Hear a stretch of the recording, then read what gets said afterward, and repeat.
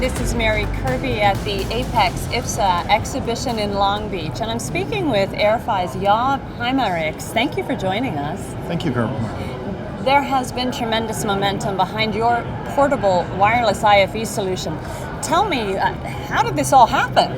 Well, it's a 10, 11-year journey, right? Yeah. But at the end of the day, we constantly worked on finding non-invasive solutions in the cabin, so that we always contribute to the bottom line of an airline and make sure that we create value.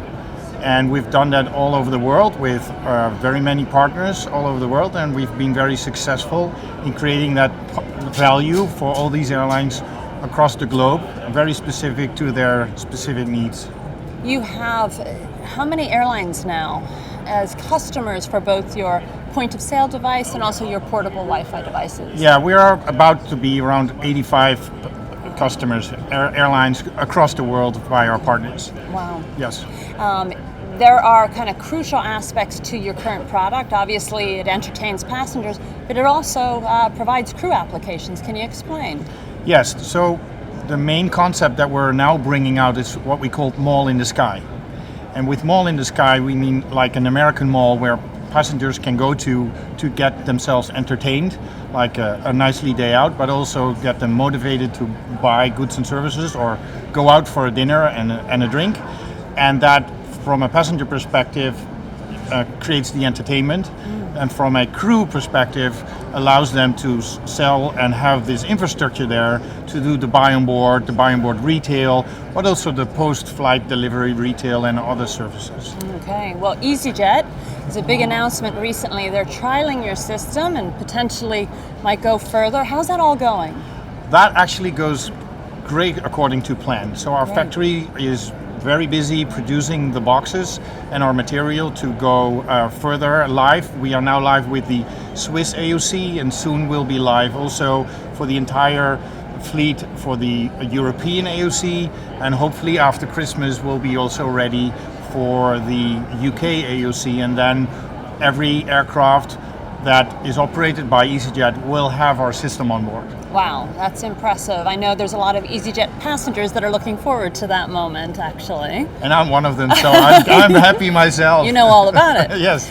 One of the things that fascinates me personally is your next steps into a connected portable, and that is through the Iridium Certus service, which is offered over the next satellite constellation. That's really amazing kind of next step. Can you explain how you're doing that? Well, we work together with a company called Skytrack, which is our partner for the antennas, and together with Iridium, allowing us to be on the Certus network. And when we launched the Airfy Leo product before COVID, we were on a data burst messaging technology. Okay. And during COVID, we have been able to convert that into a real IP connection. And that means we have a very thin line compared to the Ku-Ka band to the ground of 22 kilobit from the aircraft to the ground and 88 kilobit from the ground to the aircraft. But it actually covers 90% of everything you can think of, all use cases, business cases within the cabin, at a fraction, less than 10% of the total cost. Wow. Obviously, passengers will be able to text message, right, over WhatsApp, etc. What else should they expect?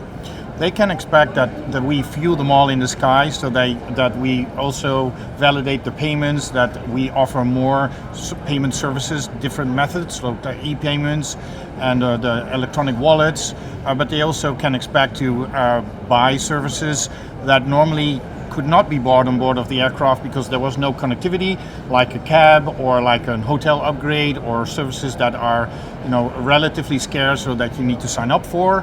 On the other hand, from a messaging perspective, what we want to do here is to provide them the ability to use their own phone, their own WhatsApp or iMessage or Instagram message or Facebook Messenger. It doesn't matter. All these different tools to be used on board on their own device for solely texting to their family and loved ones to the ground, and obviously receive the messages as well.